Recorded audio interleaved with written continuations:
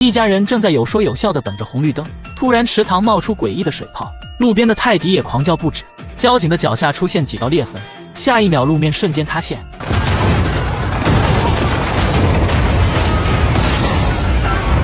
众人都纷纷逃命，街道上一片混乱。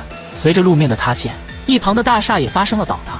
乔什在逃跑时救下了一个小女孩，自己却被路人撞倒在地。母亲回头发现乔什倒在地上，于是让女儿艾丽先走，自己返回救他。可还没走几步，乔什便掉进坑中。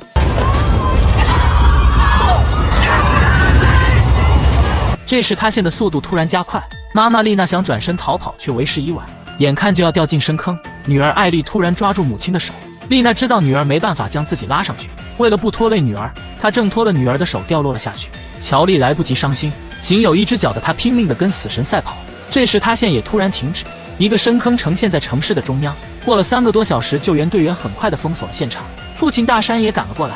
乔丽把母亲跟弟弟掉进深坑的事告诉了他，大山不断安慰着女儿。大山是一名飞行员，执行任务时飞机坠落在沙漠里，大脑受伤出现了问题，脑海里时常会出现一些幻觉，看到神秘的花海和黑色大鸟。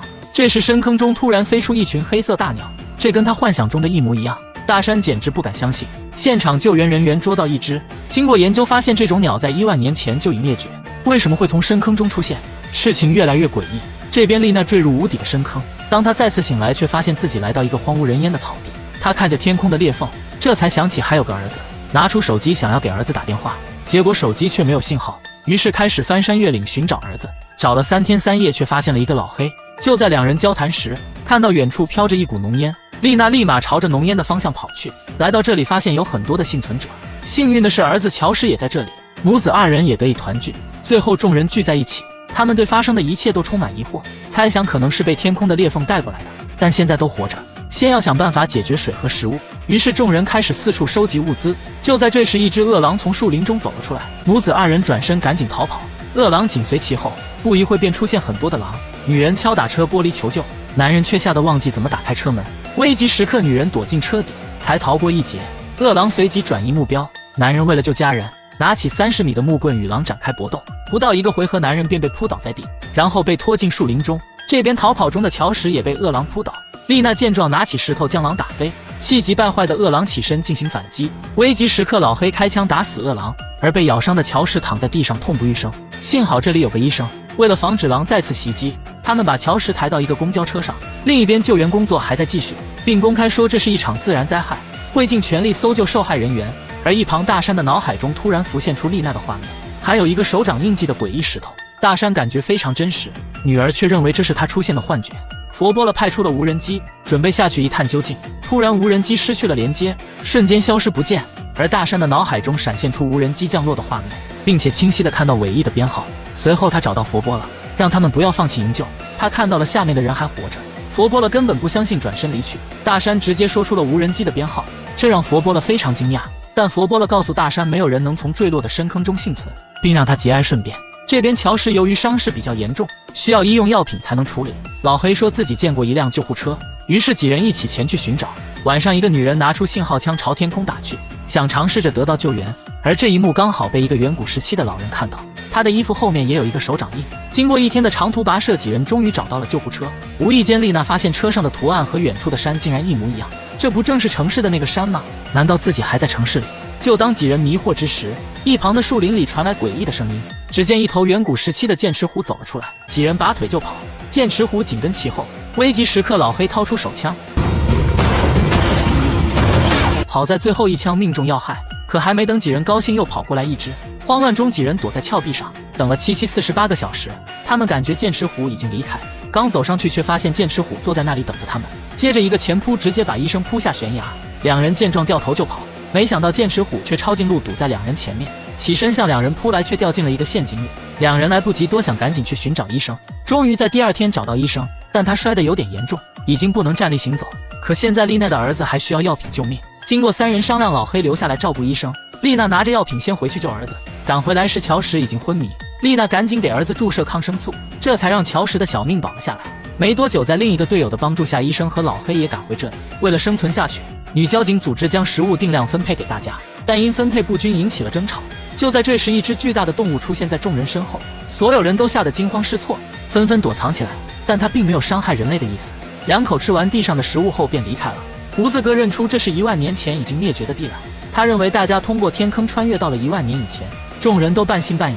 但现在最重要的是解决食物问题。在丽娜的建议下，众人开始分头捕猎。很快，丽娜跟老黑捕捉到一只兔子。这时，两人的身后却突然出现一只棕熊，看准时机，两人赶紧逃跑，棕熊紧随其后。危急时刻，两人躲进山洞，这才逃过一劫。但洞口却被棕熊破坏，两人只能另寻出口。没走多久，便碰到另外2个队友。互诉遭遇后，几人在山洞里发现一个穿着现代衣服的古龙。从墙上的记号可以看出，此人已经在这里被困几年。那这个人是怎么来到这的呢？他们还能不能回到现代的世界？经过几个小时的寻找，他们成功走出山洞。另一边，地面部队准备派遣飞机进入深坑，希望能成功找到幸存者。随着飞机潜入的深度降低，指挥中心的信号也受到干扰，飞机突然失控，发动机开始着火。接着地面便与飞机失去联系。通过天坑掉下去的幸存者正在商量找寻出口时，天空中的裂缝突然一阵闪烁，众人露出惊奇的目光。接着一架飞机掉落下来，所有人注意都被吸引。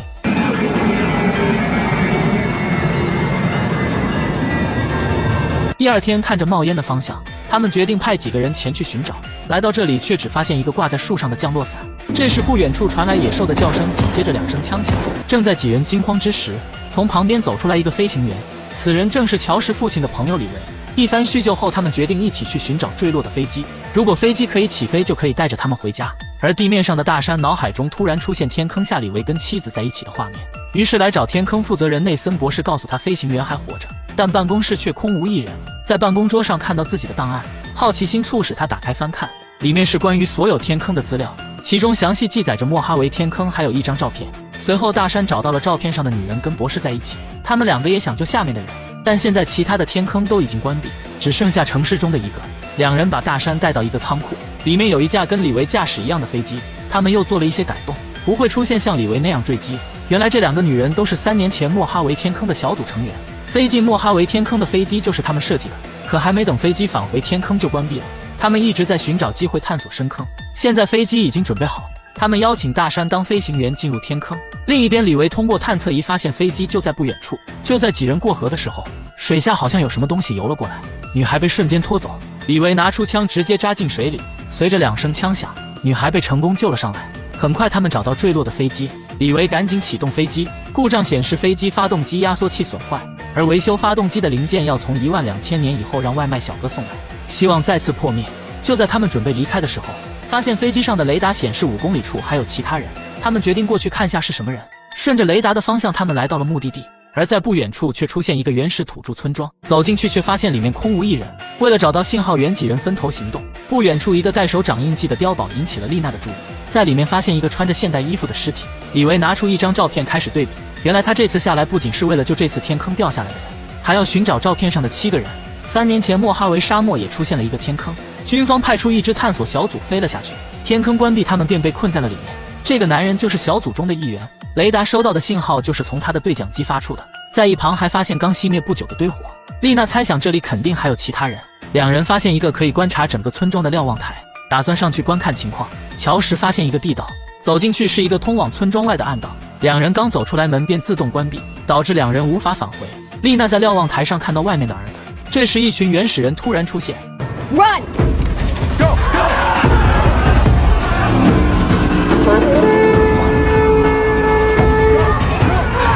乔什跟女孩跑进树林，丽娜和李维想逃出去，却被他们堵在大门。二话不说，拿起弓箭就是一顿乱射。慌乱中，2人躲进一间屋子，不料里面却有几个小孩。2人想要返回，却发现已经晚了。 The intruders. Have you seen them? We haven't seen anyone.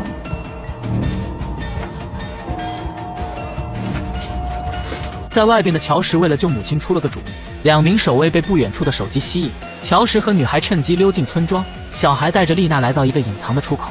这时乔什几人也赶了过来，随后他们打开一个暗道。就在几人往外逃走时，一个神秘老人突然出现，准备向他们射箭。关键时刻，一个女人出现救下了他们，并把他们放走。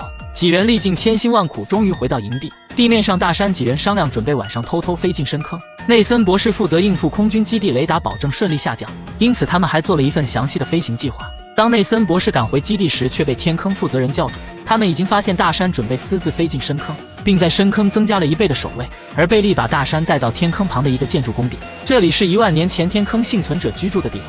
在出土的文物中，他们发现一个瓶子，里面装着丽娜1万年前写下的信，而连接2个世界的那道光也在开始关闭。另一个时空小伙通过用手指测量天空的发光裂缝，在18小时后将会闭合，他们就会永远被困在原始世界。李维想用对讲机联系其他的幸存者，经过789次的呼叫，终于对讲机传出一个女人的声音，对面竟是当年莫哈维天坑事件中其中的一名幸存者戴安娜。在得知李维的身份后，戴安娜将自己的位置告诉了他。第二天，李维开车来到地点，见到戴安娜几人，说出事情的经过。戴安娜说可以修好李维的飞机，李维的飞机启动螺旋系统出现故障，而戴安娜的飞机启动螺旋系统是完好的。两人准备前去维修飞机。另一边，在天坑附近，工作人员挖出了一架飞机残骸，大山一眼就认出是李维所驾驶的飞机。诡异的是，探测雷达显示飞机里有几具尸体。大山断定李维一定想修好飞机尝试飞回来，但最终没能幸存。